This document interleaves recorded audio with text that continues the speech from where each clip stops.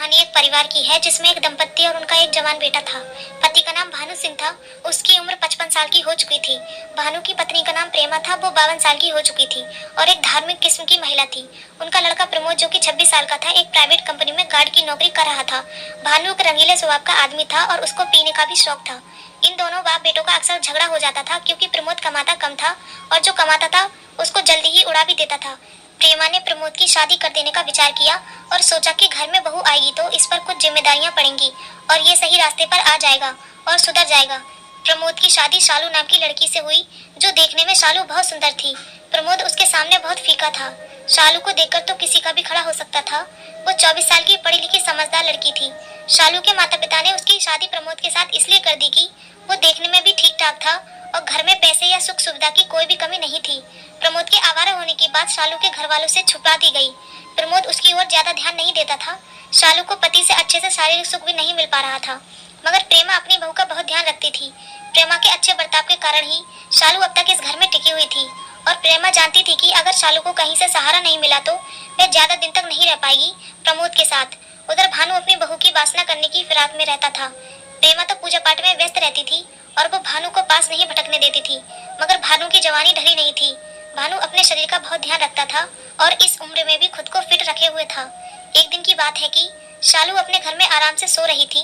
वो बाहर हॉल में लेटी हुई थी और उसकी सास सत्संग में गई हुई थी। उसने चादर डाली हुई थी। उसकी साड़ी भी उसकी सास के जैसे ही थी। भानु ने जब उसको सोफे पर सोता देखा तो उसको लगा कि उसकी पत्नी प्रेमा सो रही है। वो उसके पास गया और उसकी साड़ी को ऊपर कर दिया। शालू की चिकनी गोरी जांघें देख वो अचंभे में पड़ गया। फिर उसको एहसास हुआ कि ये प्रेमा नहीं शालू है, मगर अब तो उसके अंदर की वासना जाग चुकी थी। उसके हाथ अब रुकने वाले नहीं थे। वो शालू की चिकनी जांघों पर हाथ फिराने लगा। एकदम से शालू की नींद खुल गई और वो झटके से उठ बैठी। वो बोली, पापा आप ये क्या कर रहे हैं?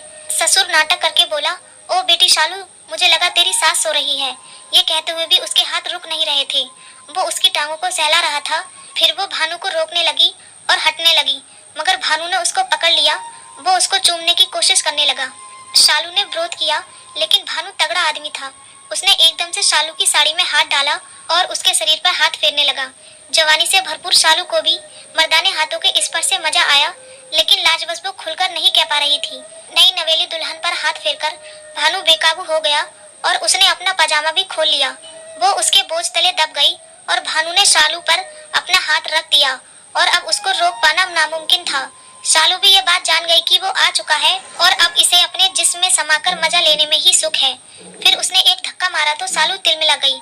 वो उस पर लेट गया और उसके होठों को अपने होठों से लॉक कर लिया। शालू अंदर ही अंदर गुगु करती रही, लेकिन भानु तो जैसे स्वर्ग में था। वो उस पर पड़ा हुआ था, उसको नोचने की कोशिश कर रहा था। अब जब मर्द का स्पर्श हुआ तो वो काम वासना के बस में हो ही गई।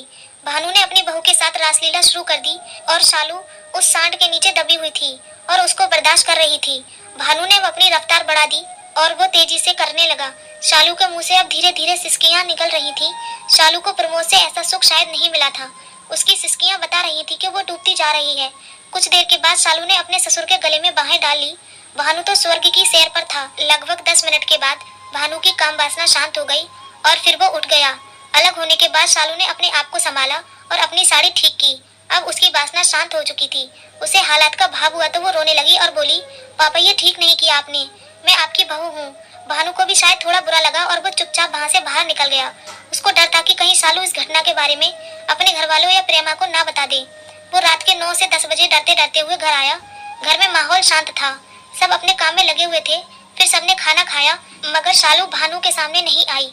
भानु को इतना तो मालूम चल गया कि शालू ने घटना का जिक्र किसी से नहीं किया। शालू अपने कमरे में लेटी हुई सोचने लगी कि ससुर ने उसके साथ जो किया वो ठीक था या नहीं। उसको कुछ बुरा तो लग रहा था, इसलिए उसका मन सही गलत का फैसला नहीं कर पा रहा था। वो सोचने लगी कि इस बात को अगर वो किसी को बताएगी तो बात घर से बाहर भी जा सकती है, उसकी भी बदनामी होगी। हो सकता है कि प्रमोद भी ये जानने के बाद उसको पत्नी के रूप में स्वीकार ना करे, इसलिए उसने चुप रहना ही बेहतर समझा। वो लेटी हुई थी कि प्रमोद कमरे में आ गया और बोला, क्या बात है, उदास लग रही हो शालू? नहीं नहीं, काम के कारण थकान हो गई है। फिर प्रमोद अपने कपड़े बदल कर आ गया और उसने शालू को अपनी बाहों में भर लिया। शालू बोली, मैं आज बहुत थक गई हूँ प्रमोद, नहीं जानू, आज तो तुम बहुत अच्छी लग रही हो। शालू मना करती रही, लेकिन धीरे धीरे प्रमोद उसे प्यार करने लगा, उसके पूरे जिस्म को चूमने लगा। मगर शालू की आंखों में अभी भी नींद नहीं थी। वो सोचने लगी कि ससुर ने जो किया वो तो मेरे पति से कहीं ज्यादा बेहतर था। ऐसे ही सोचते हुए वो सो गई। अगले दिन वो अपने काम में लग गई। वो अपनी गृहस्थी में व्यस्त रहने लगी। इधर भानु को दोबारा ऐसा मौका नहीं मिल रहा था कि वो शालू को दोबारा से पकड़े। भानु को भी डर था कि कहीं इस बार करा तो कहीं शालू इसकी शिकायत ना कर दे। फिर ऐसे ही 3 महीने निकल गए। बात तब पलटी जब प्रमोद की गार्ड वाली नौकरी भी छूट गई। वो घर पर बैठ गया। इधर भानु ने मौका देखा और घर में उनको पैसे देने भी बंद कर दिए।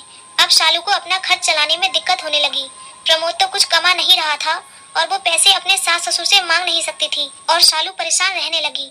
दोस्तों, आगे कहानी में क्या हुआ वो आपको जानना है तो कमेंट करके बताएं। वीडियो को लाइक करके चैनल सब्सक्राइब करें।